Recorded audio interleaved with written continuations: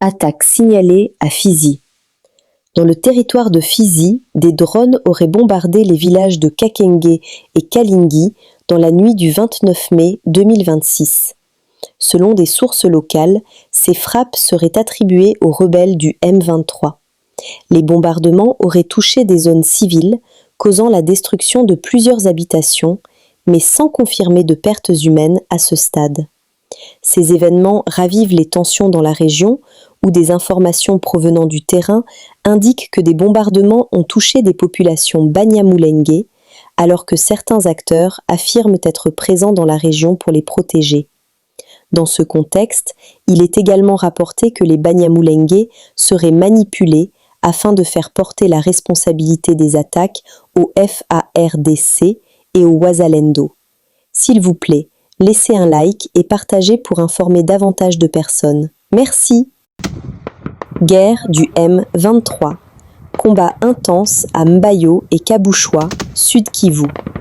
Les rebelles du M23, appuyés sur les éléments rwandais, ont lancé des attaques ce 30 mai 2026 contre les positions des Wazalendo à Mbayo et Kabushwa dans le territoire de Kabare, Sud Kivu.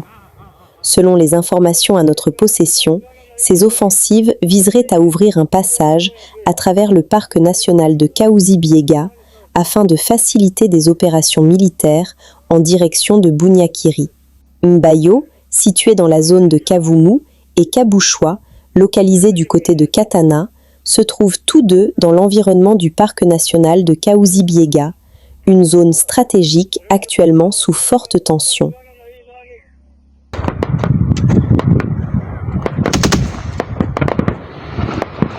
Les rebelles du M23 se répartissent simultanément de différents axes, certains depuis Kavumu en direction de Mbayo et d'autres depuis Katana vers Kabushwa.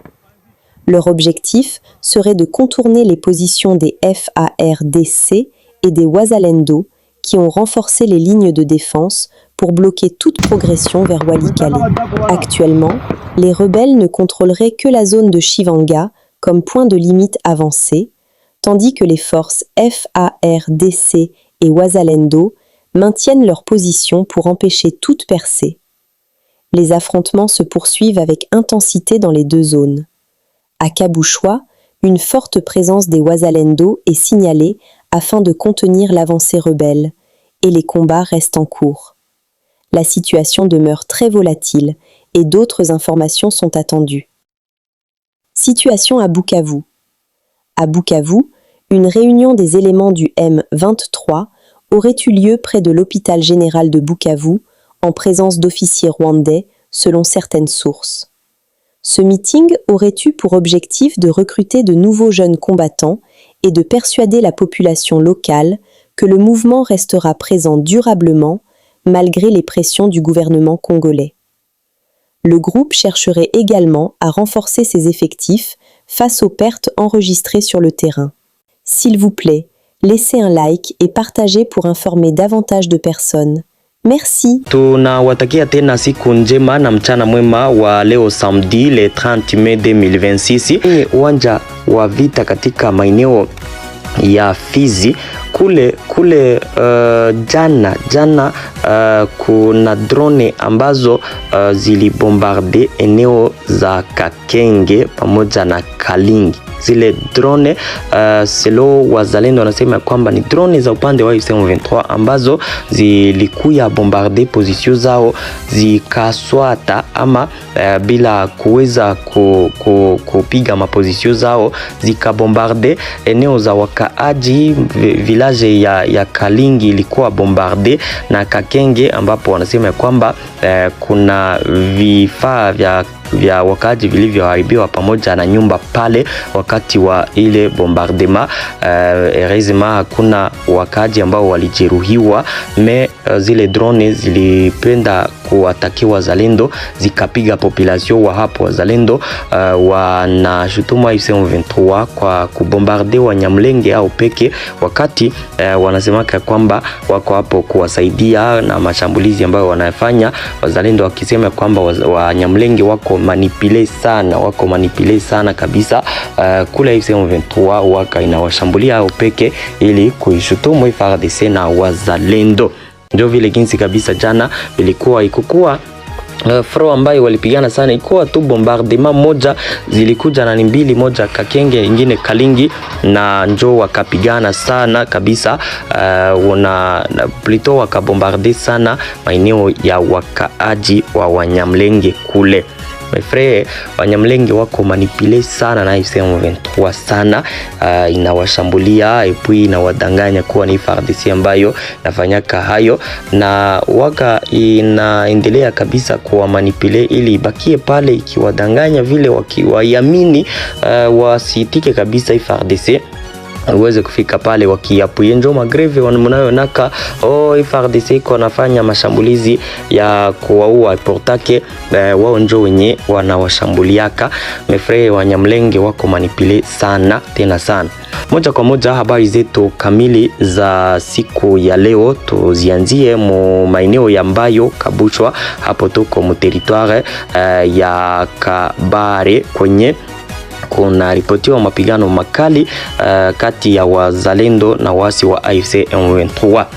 Vita ambavyo AFC M23 inaviendesha katika mwingine wa Mbayo na Kabushwa, wako na mpango wa kuingia Parke Nationale ya Kauzi Biega, wajipenyeze ndani kabisa ili kuzifanyia operasyon mule ndani, kwa sababu wanakuwaka na mataktiki ama na nitasema wanakuwaka na strategie za kudeborde sana. Donc njo strategie zenye wanatumikishaka sana. Mnajua depuis zamani wanapendaka wafanye madebordement sana, wapite kwenye akujulikane njia za uficho, waende waingie maeneo ya FARDC na wapiganie kule na njia zote waisha zikwepa, acha niseme vile. Eneo ambayo na Kabushwa aziko kwa karibu sana, yosia iko kwa mbali. Eneo ambayo iko kote ya Kavumu ukielekea kwa eneo mu Parke Nationale ya Kauzi Biega, wakati maeneo ya Kabushwa yako ngambo ya Katana ukienda toujours mu Parke Nationale ya Kauzi Biega. AFC M23 wanajeshi wamoja kutokea Kavumu walinda wakatakia wazalendo katika mwingine wa Mbayo, wengine kutokea Katana wakatakia wazalendo katika maeneo ya Kabushwa. Pale ni access za kwenda maeneo ya Musenyi ndani mu parki kabisa ya Kauzi Biega. Mnajua ya kwamba AFC M23 pale mu parki ya Kauzi Biega ina kontrole eneo ya Chivanga, pale njo kwenye wanaishia, na depuis wafike pale wazalendo waishaka wazuia kabisa kuvuka hapo, wakisaidia jeshi la Kongo. Donc wote kwa pamoja waishaka funga kabisa njia hizo ili AFC M23 isije ikaprogrese, kwa sababu wanapendaka wasonge mbele sana, waende wakamate Chivanga na wafungue ingine njia ya kuingia mu territoire ya Walikale. Kutokea Chivanga kwenye route hiyo grande route inayo maeneo ya Bunyakiri bishaka shindikana kusonga mbele kwao. Leo sasa wakao wako na mpango wa kuingia mu parke kabisa ndani kupitia eneo za Mbayo na Kabushwa. Wakishafika mwi parke katikati, donc wakishaweza tu kuingia ndani, wakuwe nafanya maoperasyon za debordement katika donc katika parke ndani, mwile parke kabisa ndani, njo waone kwamba wanaweza wakafika Bunyakiri, kwa sababu eneo ya Bunyakiri njo kwenye tena kuna kwa base militaire kubwa ya jeshi la Kongo. Mapigano haya yalianza asubuhi mapema, selo vyanzo vyetu kutoka hapo. Wanajeshi wa AFC M23 kutokea Kavumu waliatake mwingine wa Mbayo hapo kwenye Parke Nationale ya Kauzi Biega ili waprogrese. Wazalendo directement wakawasha moto ili wastope wasije wakaavance. Vile vile eneo za Kabushwa moto ukawaka na mapigano yangali yanaendelea. Wazalendo nao pale wanaendelea kabisa kupigana juu chini. AFC M23 si kwa mara ya kwanza au kwa mara ya pili na si ya tano kwenye wanataka wazalendo katika eneo hizi ili waavance vinashindikana. Wazalendo wanajua ya kwamba AFC M23 nayo ikifanikiwa kabisa kuingia mu Parke National ya Kauzi Biega kupitia hizi eneo, wanaweza kuwa na avantage ya kuavance kutokana na zile madebordement zao. Njoo kafunga mire pale kabisa ili wasije wakasonga mbele, na maeneo haya ambayo kabushwa wazalendo wangali ndani wako na zuia AFC M23 isiprogresse. AFC M23 nayo iko mwatake pale. Matokeo tutayafahamu wakati mapigano itakuwa imeisha.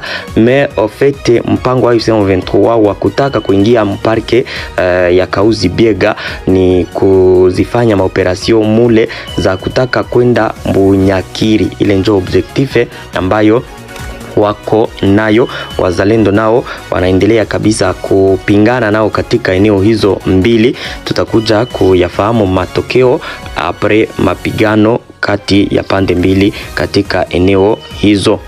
Tuendelee na taarifa zetu, tuelekee kilomita chache na pale mvile ya Bukavu kwenye leo kabisa kuko reunion ya AFC M23 pembezoni kabisa mwa hôpital général de référence de la ville de Bukavu.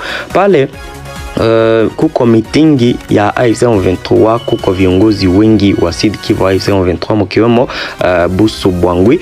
Pale mvile ya Bukavu tuko na taarifa ya kwamba ile mitingi AFC M23 iko na plan ya kufanya recrutement. Donc wanapenda wafanye recrutement pale, wataambia population kuwa kabisa wao hawatatoka hapo na watalite kabisa gouvernement ya Kongo FARDC haitaweza kuwatosha pale. Wanahitaji sasa kusaidiana na population, njo recrutement ambayo wako naipanga pale. Ni meeting ambayo ilianza leo kabisa yapata saa tatu njo mitingi ilianza, na Busu Bwangi kwa hapo viongozi tofauti. Me objectif yao ni kufanya recrutement, washawishi vijana wa Bukavu wajiunge nao, kwa sababu AFC M23 nayo waka inataka kabisa wanajeshi wengi wasaidie muvita wanavyoviendesha. Ndio maana wanafanyaka recrutement sana pale mvile ya Bukavu. Wako mrenio wakipanga kufanya recrutement kwa vijana wa muji ya Bukavu. Compte rendu de la 91e réunion du Conseil des ministres. Son Excellence, Monsieur le Président de la République, chef de l'État, Félix Antoine Tshisekedi Tshilombo a présidé ce vendredi 29 mai 2026 à la Cité de l'Union africaine à Kinshasa la 91e réunion ordinaire du Conseil des ministres de la République. 5 points étaient inscrits à l'ordre du jour, à savoir 1. Communication du Président de la République, chef de l'État. 2. Point d'information. 3. Approbation d'un relevé des décisions du Conseil des ministres. 4. Examen et adoption des dossiers. 5. Examen et adoption des textes. 1. Communication du Président de la République. La communication du Président de la République, chef de l'État, a porté sur 4 points principaux, à savoir 1. De la nécessité de mettre en place une task force dédiée à la salubrité et à l'assainissement de la ville de Kinshasa. À la suite de ces récentes descentes effectuées sur certaines artères et infrastructures de la ville de Kinshasa, notamment aux alentours du Grand Marché, le Président de la République a constaté, une fois de plus, la persistance de l'insalubrité dans notre capitale. Cette situation préoccupante, qui affecte gravement l'image de la capitale, la santé publique, l'environnement ainsi que le cadre de vie de nos populations, ne peut être tolérée davantage, et il est impératif d'empêcher que cette réalité ne s'installe durablement dans les habitudes collectives des Kinois, au point d'être perçue comme une normalité.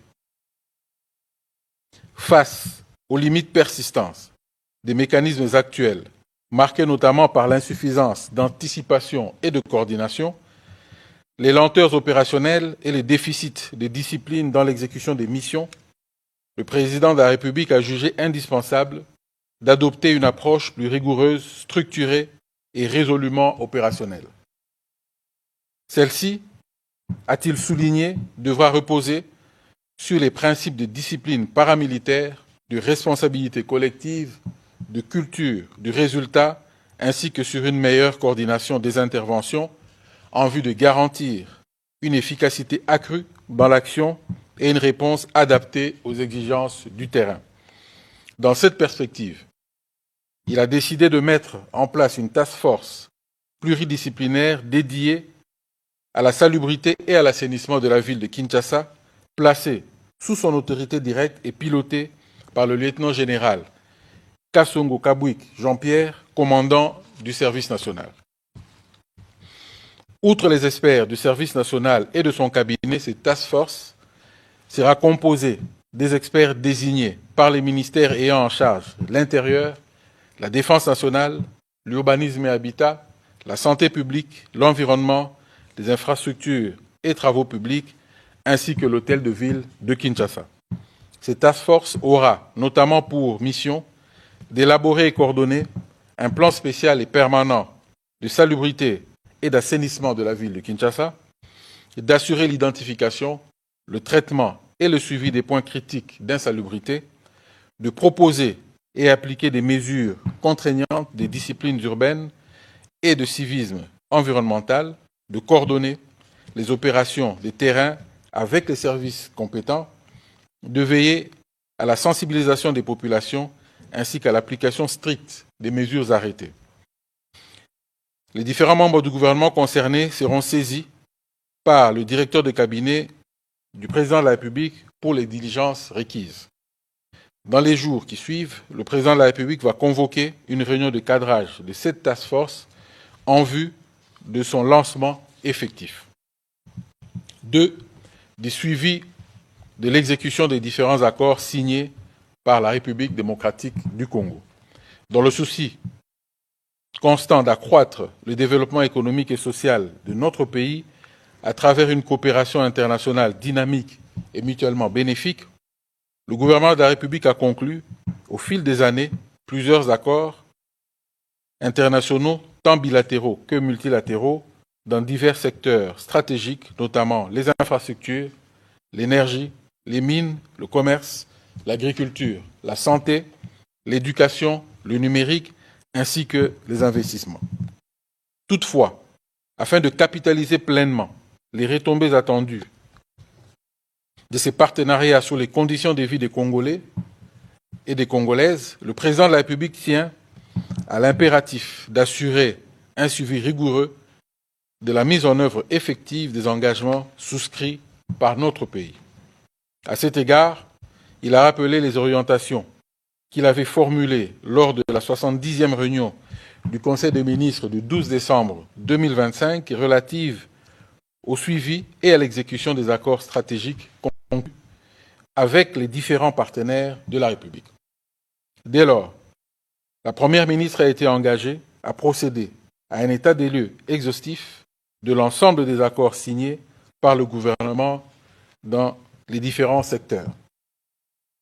À cet effet, tous les membres du gouvernement sont tenus de transmettre, chacun en ce qui le concerne, la situation complète des accords relevant de leurs secteurs respectifs, notamment ceux en cours d'exécution ainsi que ceux non encore exécutés. Il devra en résulter l'élaboration d'une matrice consolidée, dynamique et régulièrement actualisée, constituant un véritable instrument stratégique de pilotage, d'évaluation et d'aide à la décision pour le gouvernement, reprenant notamment les objectifs poursuivis ainsi que les gains politiques, économiques, sociaux, diplomatiques ou stratégiques escomptés pour le pays. Le niveau réel d'exécution de chaque accord assorti d'indicateurs précis de suivi. Les contraintes, difficultés ou blocages institutionnels, techniques, financiers, administratifs ou juridiques rencontrés. Les mesures correctives, diligences attendues et recommandations opérationnelles préconisées en vue d'assurer une mise en œuvre complète, cohérente et diligente des engagements souscrits par la République. Au-delà de sa portée technique, le président de la République a précisé que cette matrice devra servir de cadre de référence pour le suivi et évaluation de l'ensemble des engagements internationaux du pays, en permettant au gouvernement de disposer d'une visibilité claire sur l'état d'avancement des accords conclus, d'identifier les responsabilités sectorielles, de renforcer la coordination interministérielle et d'anticiper les contraintes susceptibles d'en compromettre l'exécution. Elle devra également favoriser une meilleure redevabilité des administrations concernées ainsi qu'une appréciation objective des retombées concrètes des partenariats conclus par la République. Le président de la République a dès lors appelé les gouvernements à une mobilisation particulière, soutenue et responsable, afin que les engagements internationaux de la République ne demeurent pas des simples instruments déclaratoires ou diplomatiques, mais se traduisent effectivement par des résultats concrets, visibles et durables, capables d'impacter positivement les conditions de vie de nos populations, de soutenir la transformation structurelle de notre économie et de renforcer le rayonnement de la République démocratique du Congo sur la scène internationale. Cette matrice est attendue dans un délai de 30 jours. 3. De l'opérationnalisation du cadre de coordination et d'orientation de l'aide au développement. Le président de la République a attiré l'attention du gouvernement sur la question stratégique de la coordination de l'aide au développement et de la gestion de ressources extérieures mobilisées en faveur de notre pays.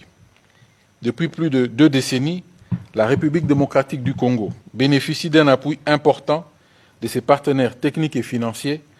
Les estimations disponibles indiquent qu'entre 2003 et 2022, près de 60 milliards de dollars américains ont été mobilisés sous diverses formes d'aide au développement, d'assistance humanitaire et de coopération internationale.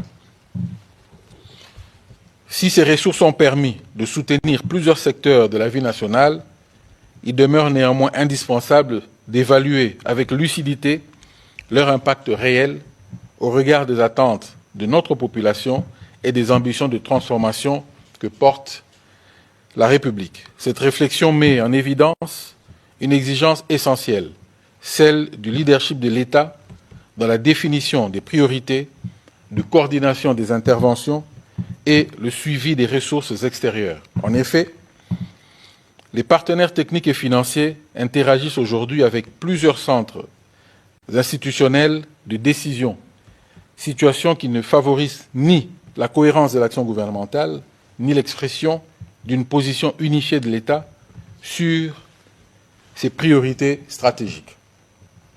Or, les partenaires au développement ont vocation à accompagner les priorités définies par la République et non se substituer à la vision nationale du développement portée par le gouvernement. C'est dans cette perspective qu'a été élaboré le projet de décret portant création, organisation et fonctionnement du cadre de coordination et d'orientation de l'aide au développement placé sous l'autorité de la Première ministre. Le président de la République a noté toutefois que malgré la validation de ces textes au niveau des instances compétentes, certaines divergences subsistent encore quant à sa finalisation. Il a tenu à rappeler que cette réforme ne vise ni à la création d'une structure supplémentaire, ni le transfert des prérogatives d'une institution à une autre.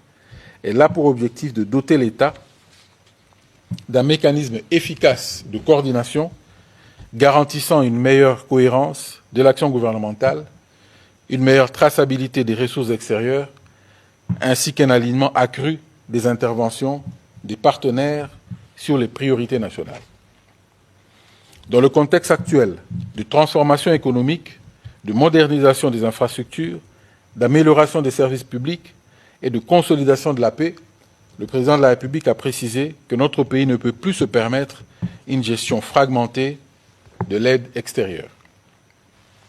Dès lors, il a instruit la Première ministre de diligenter une évaluation complète de l'état d'avancement de ce dossier, des contraintes éventuelles qui en retardent l'aboutissement ainsi que des mesures nécessaires à l'opérationnalisation effective du cadre de coordination et d'orientation de l'aide au développement en vue de finaliser le processus. À lui de marteler, la souveraineté de notre pays s'exprime également à travers sa capacité à orienter les ressources extérieures vers ses propres priorités et à assurer pleinement le leadership de son agenda de développement. Un rapport est attendu à ce sujet dans un délai de 15 jours. De la réorganisation de la tenue des réunions du Conseil des ministres. Depuis son accession à la magistrature suprême, le président de la République a instauré de manière constante et régulière la tenue hebdomadaire des réunions du Conseil des ministres, hormis les jours fériés, afin d'assurer un traitement plus fluide et soutenu des dossiers sectoriels liés à la mise en œuvre des engagements pris devant la nation à travers le programme d'action du gouvernement. Toutefois, dans le souci de permettre au gouvernement d'accélérer l'exécution des décisions déjà arrêtées et de répondre avec davantage d'efficacité aux préoccupations de nos compatriotes sur l'ensemble du territoire national, il a décidé que, jusqu'à nouvel ordre, les réunions du Conseil des ministres se tiendront désormais 2 fois par mois. Cette nouvelle configuration, a précisé le président de la République, doit conduire chaque membre du gouvernement à faire preuve de davantage de diligence, de responsabilité et d'efficacité dans l'exécution des orientations et des décisions prises sous son autorité. Par ailleurs, il a annoncé qu'un mécanisme renforcé de suivi et d'évaluation sera mis en place afin de lui permettre d'apprécier régulièrement l'état d'exécution des actions gouvernementales ainsi que les résultats attendus dans chaque secteur.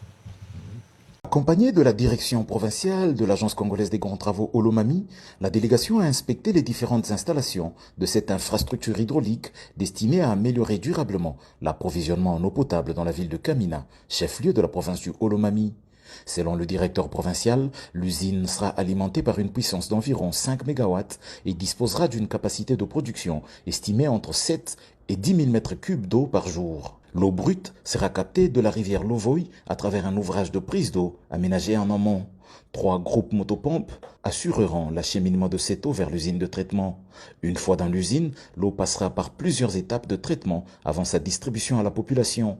La première phase consistera en une opération d'aération permettant la déferrisation de l'eau par oxydation. La deuxième étape sera consacrée à la décantation afin d'éliminer les matières en suspension grâce au procédé de flocculation. Enfin, la phase de filtration permettra l'épuration finale de l'eau en retenant les particules résiduelles avant son acheminement vers le réseau de distribution. Après traitement, l'eau potable sera refoulée vers le château d'eau par 3 groupes motopompes multicellulaires de très grande capacité à travers des conduites en fonte du type DN400 destinées à alimenter plusieurs quartiers de la ville de Kamina. Actuellement, l'entreprise Crequit, sous-traitant de Cisco SA et le service national, travaille à l'embellissement du site et sur l'excavation en prévision de la pose des tuyaux de fonte qui vont relier l'usine de captage et de traitement d'eau. Cette usine représente l'un des projets majeurs d'approvisionnement d'eau potable réalisés à travers le pays actuellement. À l'issue de la visite, une réunion d'évaluation a réuni l'Agence congolaise des grands travaux, le ministère provincial des infrastructures et travaux publics du Olomami, les responsables des services de renseignement, la régie des eaux, ainsi que l'entreprise Crecneuf sous-traitant de Cisco SA. Cette séance de travail avait pour objectif d'évaluer le niveau d'exécution des engagements et des recommandations arrêtées lors de la réunion tenue le 16 mai 2026 à Kinshasa. Au terme des échanges, les différentes parties ont constaté avec satisfaction que les objectifs fixés ont globalement été atteints et que les travaux évoluent conformément aux orientations définies par les autorités et les partenaires techniques du projet. Nous sommes arrivés à la fin de cette édition. Merci à vous de nous avoir suivis jusqu'ici. Si vous avez apprécié ces contenus, n'oubliez pas de vous abonner à notre chaîne, d'activer la cloche de notification pour ne rien manquer de nos prochaines vidéos. Likez et partagez cette vidéo. On se retrouve très prochainement. À bientôt.